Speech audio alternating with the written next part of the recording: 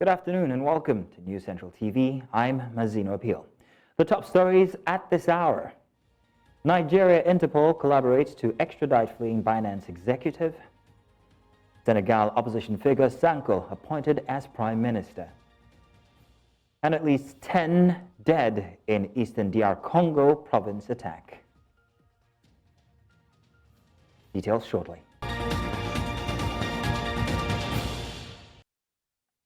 Now, let's begin by telling you that Nigeria's army has pledged to redouble its efforts to ensure that terrorists and criminal elements have no breathing space in the country. This was made known by the Chief of Army Staff while feasting with field troops at the Forward Operation Base in Rijana, Kaduna State, northwest Nigeria. Ahmadin Uyi reports.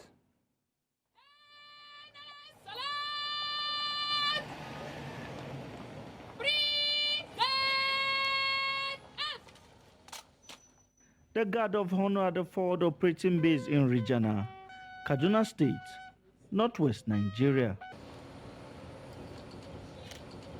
Senior military officials had visited troops on the field as part of efforts to encourage them. There was plenty to eat and drink, one of the rare occasions for many of these field troops. The Chief of Army Staff, who was represented by the General Officer commanding one division of the Nigeria Army, says that troops will redouble their efforts to ensure that terrorists and criminal elements have no breathing space in the country. Troops are always motivated to accomplish all statutory tasks. It is also an avenue to spur you up in order not to rest on your oars, but to redouble your efforts in order to ensure that there is no safe haven left for terrorists and insurgents within our area of operation. He reiterated the commitment of the Army to fulfilling its constitutional obligations to Nigerians. The Nigerian Army remains committed, determined, and focused on ensuring the total defeat of insurgents, marauding bandits, and all other forms of external and internal aggressions disturbing the peace of the country. Also, the representative of the Kaduna State government promised to partner with the military, commending them for the rescue of the abducted Kuriga students. Commend you for your gallantry. We also appreciate your steadfastness as far as the rescue of our students and pupils. We also want to assure you that we will continue to partner with you.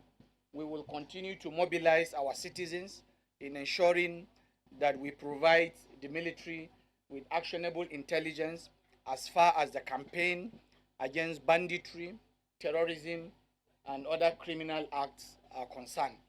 He assured the troops that government will stand in support of their efforts to rid the state of banditry. In Abuja for News Central, I am Ahmadin Uyi.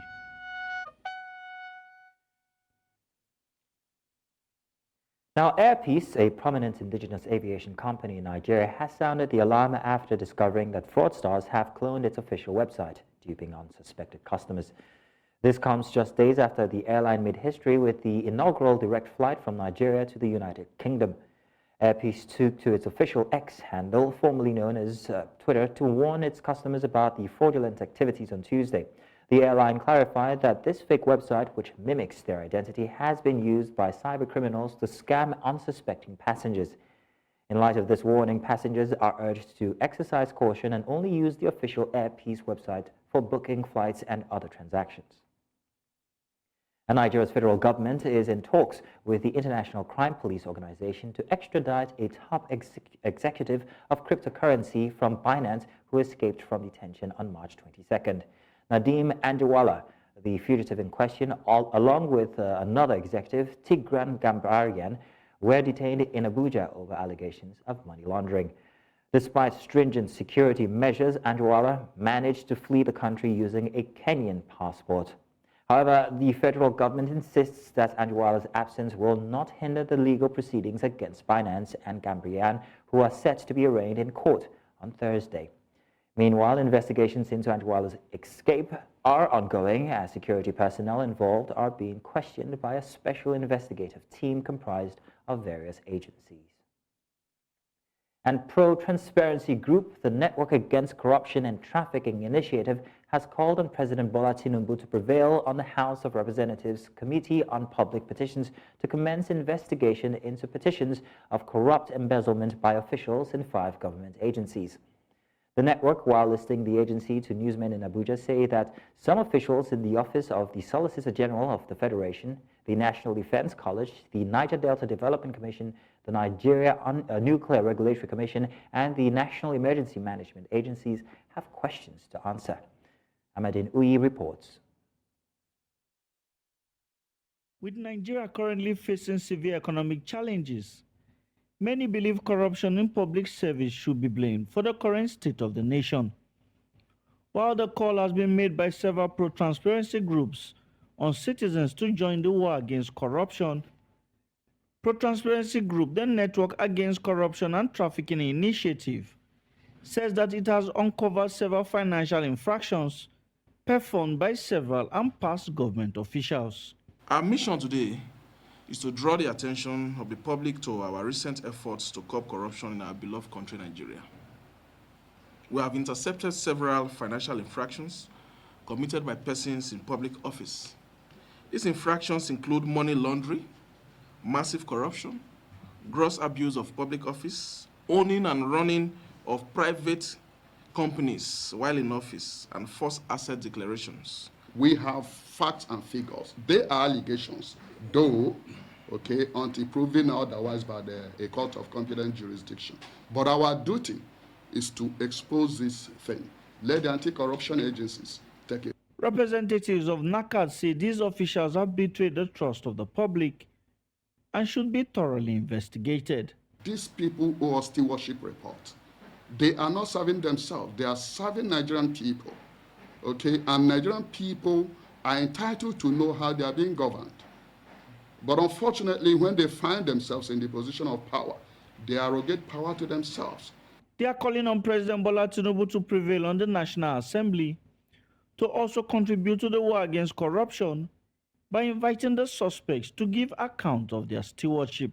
NACAT is hereby calling on President Ahmed Tinubu Bola to consolidate on his renewed trust for fiscal probity and governance accountability by prevailing and giving more impetus to the legislative to fight the horrendous financial activities of saboteurs in government. The group says petitions have already been submitted against the suspects and urged the House to live up to its responsibilities by bringing them to book.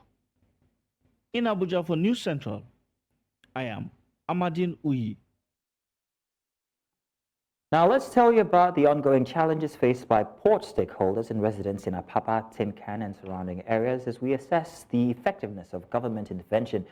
Over the years, residents and stakeholders in Apapa and Tin Can have been grappling with hours-long traffic jams, making it difficult to access homes and offices. Truck owners and drivers, essential stakeholders in port operations, have accused government task force teams of high-handedness, bribery and corruption, just as the inefficiency in the management of port access roads has led to skyrocketing haulage costs and importers abandoning their cargo. Businesses in Apapa are losing billions of naira as they struggle to navigate through the gridlock caused by trailers and trucks. Meanwhile, government on its part acknowledges the challenges faced by stakeholders in Apapa and Tin Can and has assured of its commitments to finding lasting solutions. However, as the government works to address these issues, the livelihoods of thousands of residents and the smooth functioning of one of the country's vital economic hubs hangs in the balance. Now, to further discuss this and the challenges faced here by truckers in these areas, I'm joined by Chairman, Amalgamation of Container Truck Owners Association of Nigeria, Ridwan Bello. Ridwan, good to have you on the show today. Thank you. Thank you very much for having me on the show.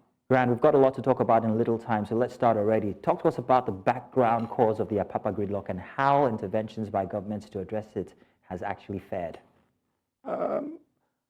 The background, as we all know, started when the emergence of tank farm, here and there in Apapa, whereby we now have more tankers coming into Apapa, and as well the container trucks.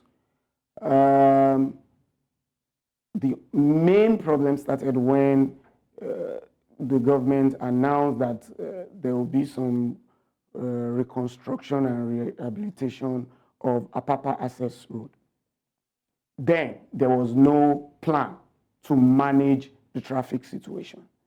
We now have trucks, tankers, articulated trucks, reefer containers all over Apapa environs.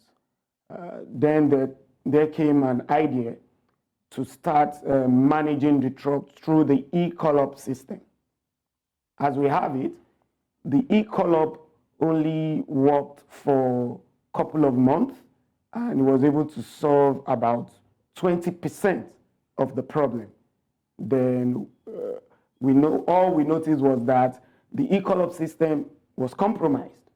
There were too many loose ends. It became an avenue where we now have digital extortion and e-cabals. These e-cabals are the one, having truck movement, while other average truckers are just stuck in the process. Now, let me quickly explain the process. They created the web app called Eto, where all truck owners are to book before they head to the port. We will book, but at the same time, we are just kept in the truck park. Not so soon, we have virtual parks, where truckers are not going to the real parks, but they created an online park, whereby you don't have to be anywhere. All you just need to do your booking and just head to the port. And they started releasing truck, in a way whereby they cannot control it. And that's why with the Eto collapse system, we still have perennial gridlock within Tinkan and Apapa. What happened before the Eto collapse was that the naval officers and the police were managing the situation. So they will give you a time as to when the trucks will come out. But there is no way you can manage the truck and you won't have leftover in the morning, which causes the continuous traffic. So the same way, there is no difference.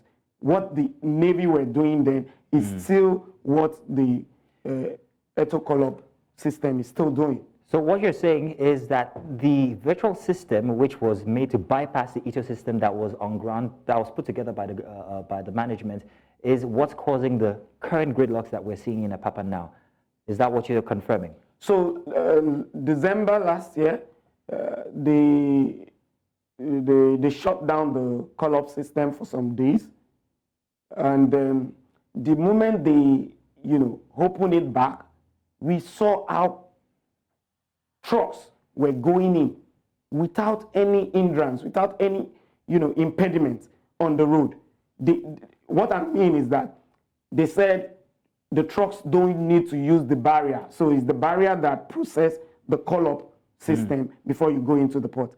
Without the barrier, it shows that truck can actually go into the port without wasting time. The time you put to insert the code and the downtime from the Eto system even keeps some of this truck out there without entering the port on time. And it's affecting the efficiency of the port as well. We also have the issue of the terminal operators working at a snail pace, whereby before one truck is processed into the port, it takes like 30 minutes. And there's shortage in truck parking within the port facility. So if you were to be asked how you'd assess exactly the impact of all of these gridlocks and everything that's happening in Apapa, how would you say it's affecting businesses? How would you say it's affecting clearances at the port and people who have businesses at the port and generally the environment there? So Apapa used to be very vibrant, economically is the gateway to the nation. We have influx of trucks coming in, bringing out export and going in with, bringing out import and going in with export. As we have it, if you go to the port now, you will see numbers of trucks carrying export. They cannot access the port. And it's really, is really spoiling business for truck owners and as well exporters as well. So as we have it, it's, we need the federal government, the Minister of Blue Marines to come into our, yearnings and listen to us and help us, because the high-handedness of Nigerian Port Authority and the TTP, Truck Transit Park, who manage the regulation of truck into the port, is becoming unbecoming, and we just need help, because as truck owners, we also pay tax, and we need that conducive environment, to make profit and serve the economy by streamlining and, evacuating cargoes, as it were. Well, Real One, thank you very much, Chairman Amalgamation of Containers Truck Owners Association of Nigeria. Good to have you here this afternoon. Thank you. Thank you for having me. Welcome back. Now, from year-end 2023, Nigeria's monetary authorities had its job cut out for it, even as analysts had anticipated a challenging yet promising landscape for Nigeria's economy in 2024. Among other things, it needed to clarify the nation's interest rate policy, arrest spiraling inflation, and foreign exchange volatility. In this report, News Central's Perpetua Fasami Peters assesses the policy thrust of the Monetary Authority in the first quarter of 2024 and how it has been able to address pressing economic issues within its purview. The Nigerian naira opened 2024 at a rate of 907 naira 1 kobo per dollar at the official market, and by the end of the month, it depreciated by a whopping 37.6% to 1,455 naira 59 kobo, largely driven by a further devaluation of the naira. The devaluation saw the currency lose over 33% within a single trading session, from 891 naira 90 kobo per dollar on Friday, January 26, to 1,348 naira 62 kobo per dollar on Monday, January 29. Everything is on the high side. Everything, both naira. If Nigeria can even try, our government can.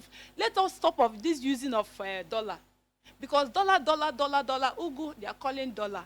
To restore stability in the market and ensure the naira finds its true value, the CBN started rolling out several guidelines and circulars, from the harmonization of reporting requirements of foreign currency exposure of banks to the removal of the allowable limit of exchange rate quoted by IMTO and a renewed guideline of international money transfer services, all in one day. Right. I think we might actually see a bit of sanity, and I think in the next couple of days, we will actually see the extent to which some banks have excess dollar cash, right? Because they have to unwind that particular position. And if the amount is significant, we will actually feel the impact, at least in the official market.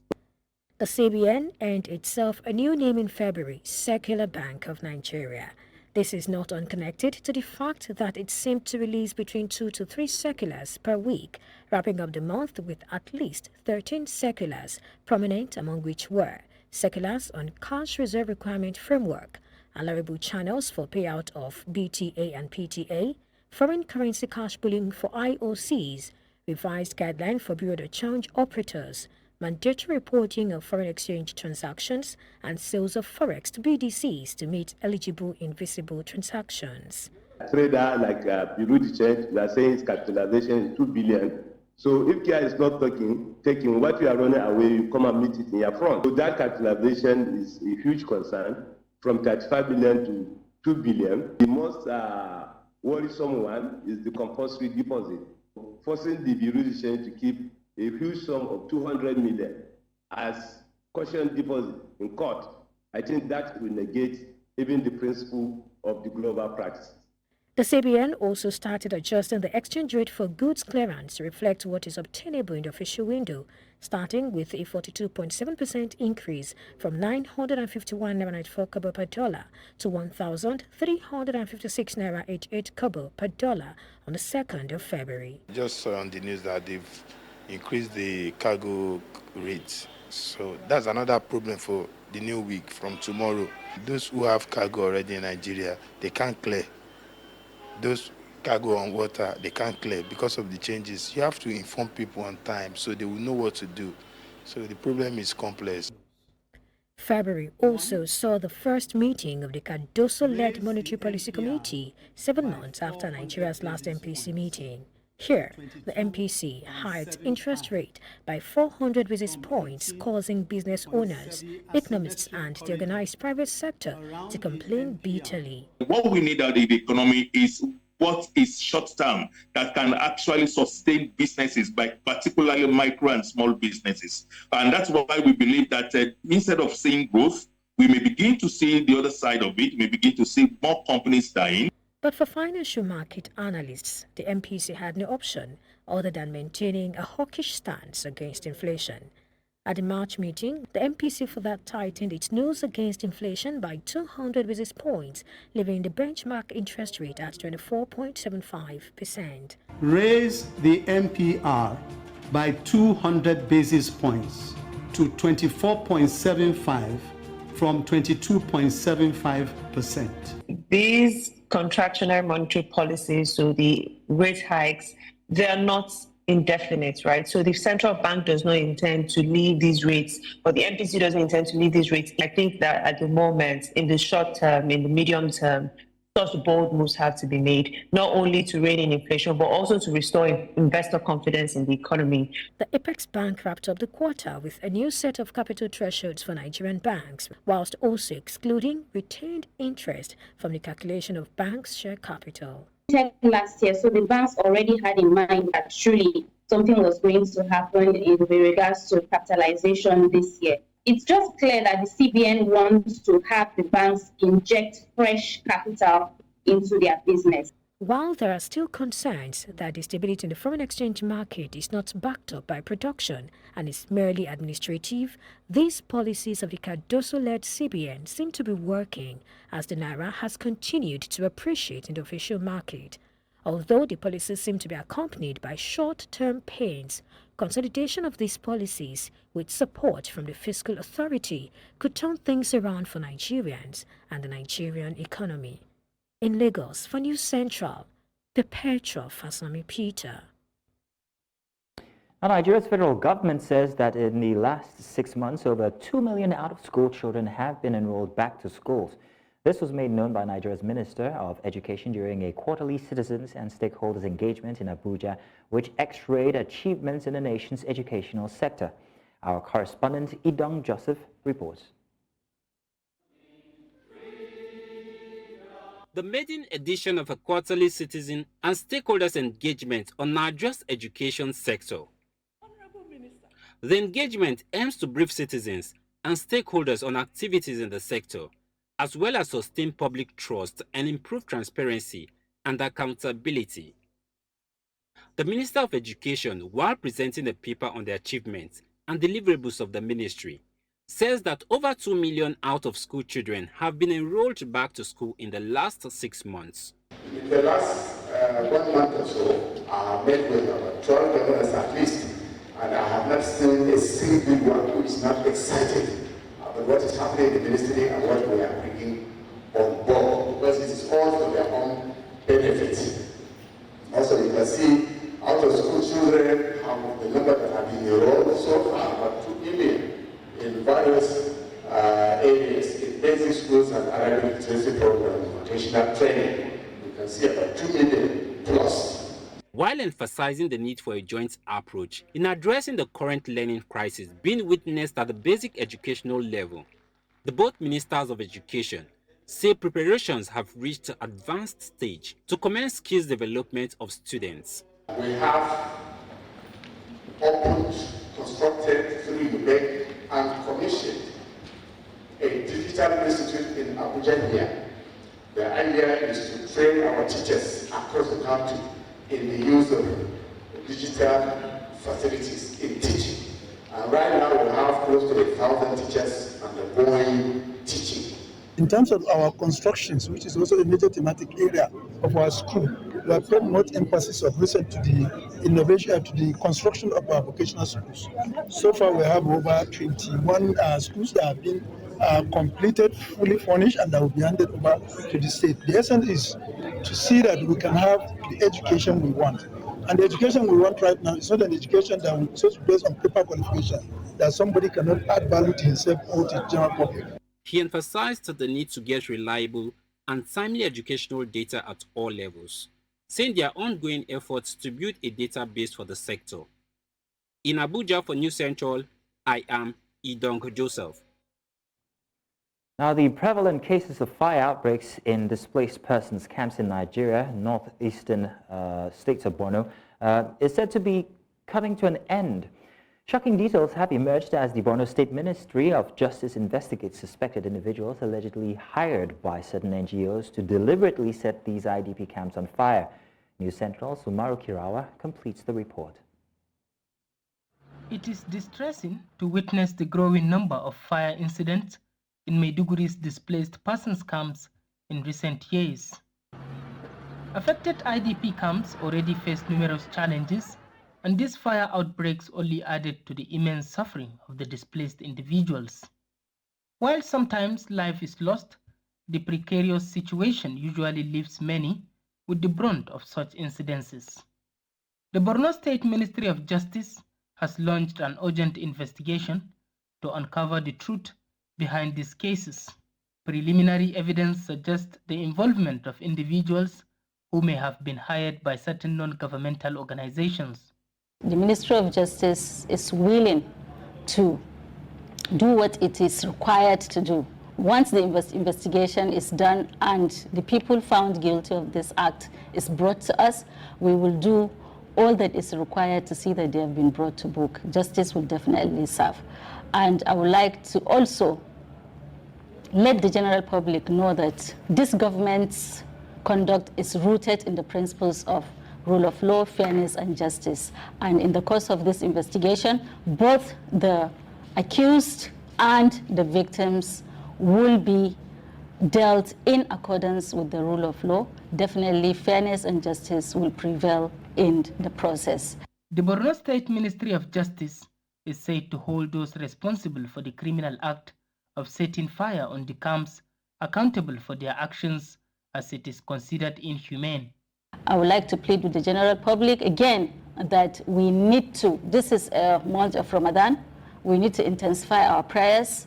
While the state government is doing its best in tackling this, as a citizen, we also have the responsibility to help the state government in tackling this issue. An amateur video making the rounds on social media by a young person revealed how they are paid 10,000 naira by an NGO serving in Borno State to set fire on selected displaced persons camps. While joint efforts and investigation has since commenced, the hope now is for justice to prevail and the scourge of fire outbreak incidences become a thing of the past. In Maiduguri for News Central, Umaru Kirawa. Now, it is believed that a major evidence of climate change is the usual weather pattern. Now, residents of Jos, capital of Plateau State, north-central Nigeria, are coming to terms with that rise in temperature and its attending effects. News Central's Chizoba Anyonwe reports. Over the years, Plateau State had been known for its very cold weather conditions. This made it possible for certain plants that naturally thrive in cold environments to grow well with good yields on the plateau. The last few years may have begun a departure from that trend, leading to unusual temperature in the city. Available records focusing on March and April, which are the hottest months of the year, show that temperature in the city has been on a subtle rise, as this year is going to be the warmest in Jos so far. Conversations around the changing weather pattern have been an ongoing global concern for years. Most of the identified causes are tied to human actions and inactions. Christian Ocha is a professor in the Climate and Meteorology Department, University of Jos. The natural energy that we get from the sun is there generally, but what is happening is more of anthropogenic factor, in that it is human factor. One, the population of Jos has increased. Activities have also increased. Activities in terms of commercial, transportation, all these things are the things that will give rise to excessive heat. No one can be the better judge of the seemingly strange temperature in Jos than the residents. It used to be very cold, but it's very, very hot. Like yesterday, I was sweating. My clothes have to be soaked. The weather is too harsh, especially now we are in Ramadan. The weather is too hot, and honestly speaking, we are not finding it easy. Like every extreme condition, the heat has direct effect on human health, which should not be ignored. Heat generally has an effect on the body. The immediate one is the extreme loss of body fluids. And of course, that leads to thirst. Thirst, of course, is your body telling you need more water. And of course, if you leave that unattended to, it leads to dehydration and even extreme forms of dehydration. Some people actually could faint or even have stroke from extreme exposure to heat. Now, from the sights and sounds of this report, it is expected that more people will join the environmental advocates in the fight for the preservation of the world's heritage for the benefit of humans and animals alike. In Jos for News Central. Coming up, Senegal's opposition figure Sanko appointed as Prime Minister. We'll bring you the details after the break.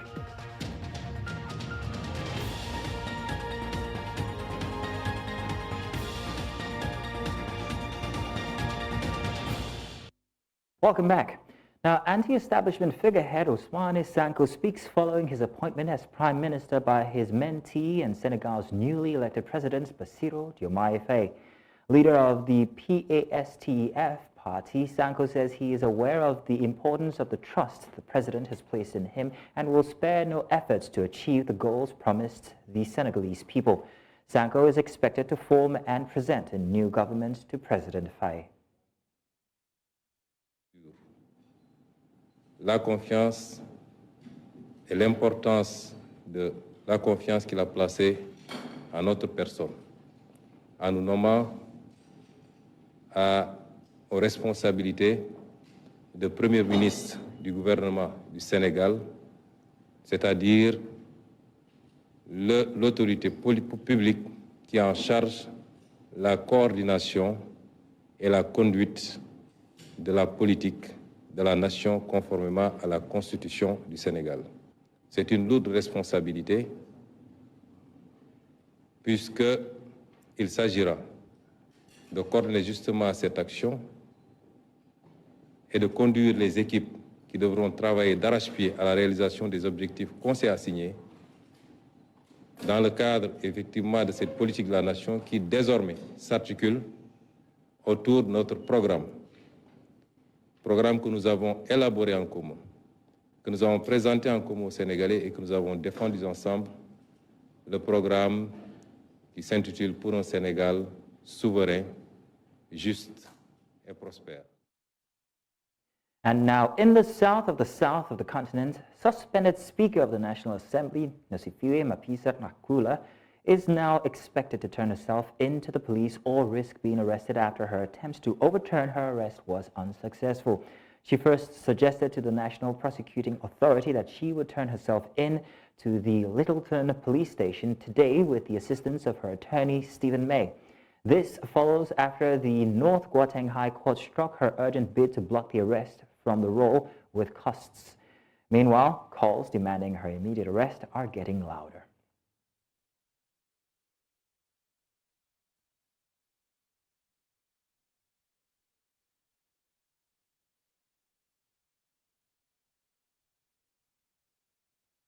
And in the central part of the continent, at least 10 civilians have lost their lives in a brutal attack linked to the notorious Allied Democratic Forces rebels group in Eastern Democratic Republic of Congo. According to local sources, the ADF raided Mangudumu, leaving a trail of destruction as they looted, burned homes, and even set fire to a local health center. The ADF, originally a Ugandan group, has been terrorizing the region since its establishment in 1995, claiming the lives of thousands of innocent civilians. Efforts to curb the ADF's violence have been ongoing with joint military operations between Uganda and DR Congo, yet the group continues to wreak havoc. As the region grapples with its latest tragedy, questions arise about how to effectively address the persistent threats posed by rebel groups like the ADF. Still ahead, one killed in Quito near site of similar tragedy 2 years ago. Find out more after the break.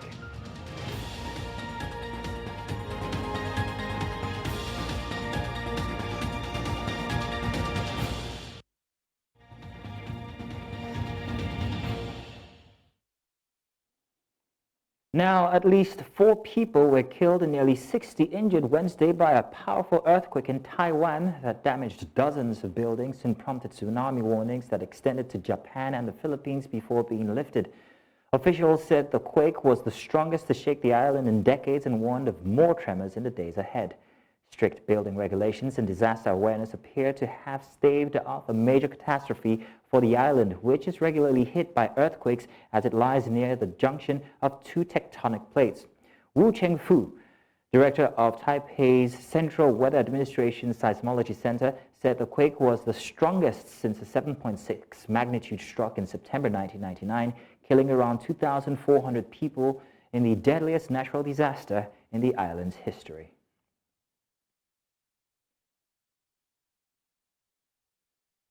And on Tuesday, heavy floods were reported in the area of La Gasca, Quito, capital of Ecuador.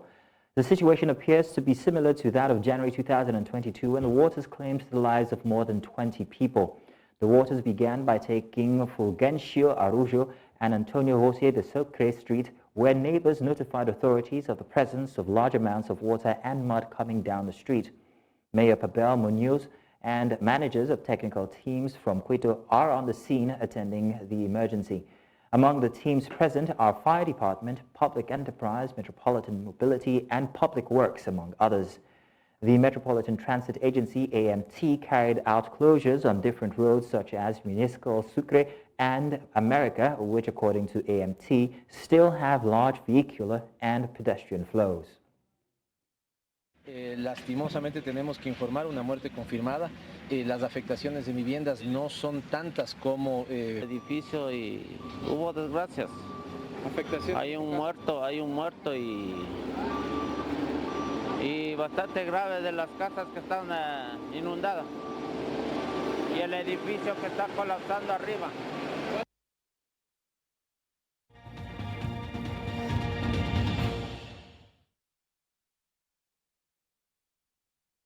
And now business. Zambia has successfully negotiated a restructuring agreement with a consortium of private creditors concerning $3 billion of its international bonds. This development marks a significant advancement in the country's prolonged debt restructuring process. The agreement entails consolidating Zambia's 3 current bonds into 2 amortized bonds. Notably, one of these bonds offers increased payments contingent upon improvements in the nation's economic prospects and its ability to manage its debt obligations effectively.